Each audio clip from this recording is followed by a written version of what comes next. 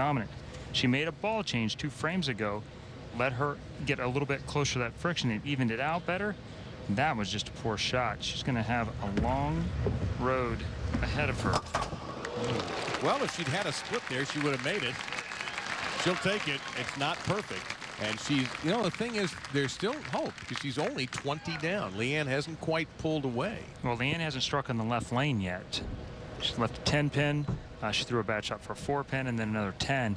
And so she's been able to hang around, but I don't think that's going to last much longer. I think it's about to start going right now. Chris Barnes, ladies and gentlemen, predicting the strike before it was thrown. Well, that wasn't much of a risk.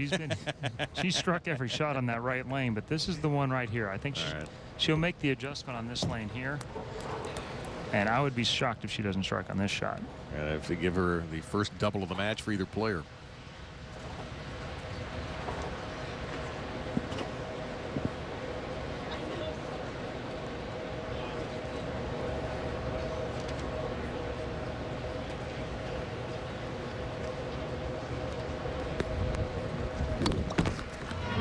Stay out. Hit. A little light, mixed them up. There's the double. And as she finished strong in the match that got her to this championship, she's beginning that same kind of march. Watch the head pin go to the wall and do the work here. Mixes up the 4, 5, 7.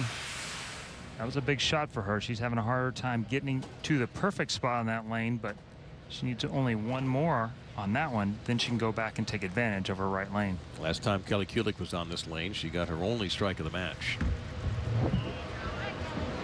Got again through the nose. Well, this is not anything like we saw for a couple of days over in Euless, Texas, where Kelly averaged 241 and didn't throw a 300, but had games in the 280s, 270s, 260s consistently. This shot got further right earlier on the lane, and the catch data said it was about the same speed off her hand, but it slowed down much quicker as it got further to the right and actually overbounced off of it for the big 4. And what I mean by overbounce is it hit that dry part of the lane to the right where Linda was playing for 3 games and where Liz played out there as well. That part has been carved up, and now, like a ski slope, they've made that portion of the lane pretty dry. So you get there too early, it comes off of it too hard. If you hit it too late, it doesn't hook enough. Hey, don't forget, bowling fans, from Chicago's 10-Pin Bowling Lounge, you can catch the conclusion of the Geico PBA team shootout. I think I know who's going to be in that show. Sitting right next to me. Tune in to see the conclusion starting tomorrow at 2:30 p.m. Eastern. And this is a re-rack at the player's request. You get one of those in a match, and it's been pointed out, please do it before you get the approach because it takes a little bit of time. So, Kelly, I wonder if that's as much a mental thing to give herself a little bit of a break as it is just noticing the pins weren't right. Probably so at this point to regroup. She has to strike out to put any kind of pressure on Leanne. And for the first time on that left lane, she gets a strike. And that shot was her furthest left on the lane so far in the whole match. She's decided to play the hold rather than trying to get it to the hook. Kelly's max, if I figure this is 194. Completely the opposite of what they did during the week was getting it to the right to take advantage of the room, but they didn't have much hold. This pair has turned into mostly hold without, it doesn't break down the right way for her to get it to the right and start there. And this is how Leanne-Hulsenberg finished the semifinal match. And we should point out again, if you're just joining us, that the oil pattern identical to what we had at the qualifying in Euless, but obviously in such a unique environment here at Cowboy Stadium. As you said, it's an ever-changing condition on these lanes.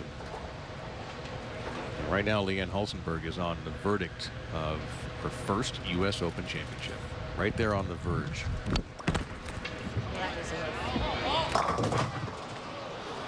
10-pin stands in the way, but at this point, really just no major gaffes, and she's fine.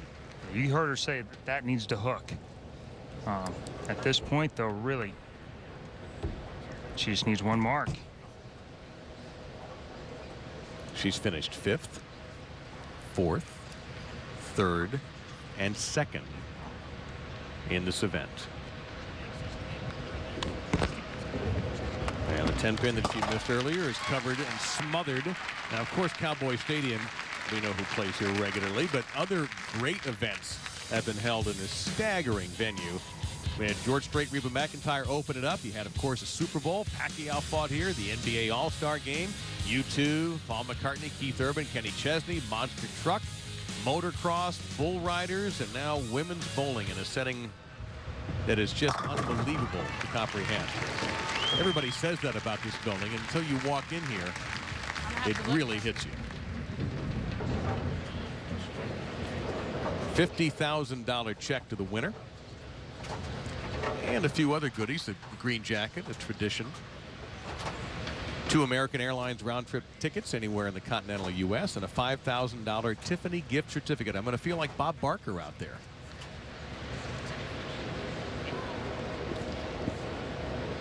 Fortunately, a little younger.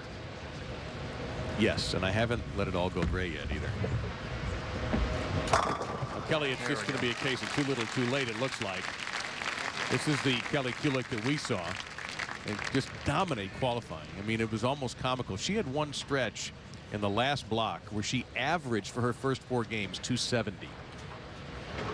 She was 520 over at one point for 8 games during qualifying. She had another run in the last round of match play where she went, she shot 180 the first game and then went 270, 270, 260, 270, which locked up her top position on the show. This was just one too many adjustments against a player who was not giving her enough room to make errors.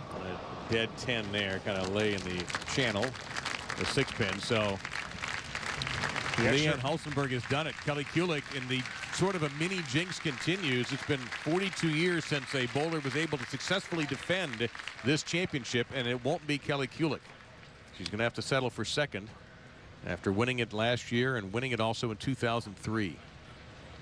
Really too bad. A dominating performance during qualifying and through match play. But Leanne-Hulsenberg has really put together 2 very excellent games to take this U.S. Open title.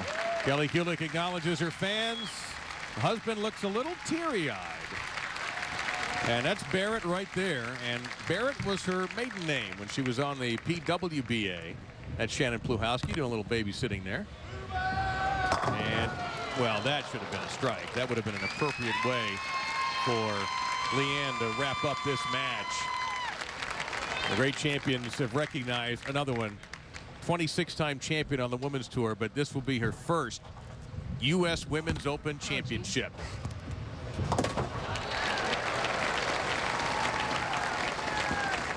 At this point, she could throw a ball in Jerry Jones's office, and she's going to win.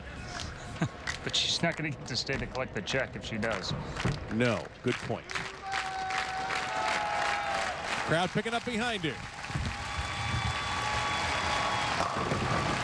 There's your champion. Thanks, Kelly. Great bowling. Let it out, girl. You just have Hi, baby. Hi, baby. We won. We won. We won, The old lady did it. You did it.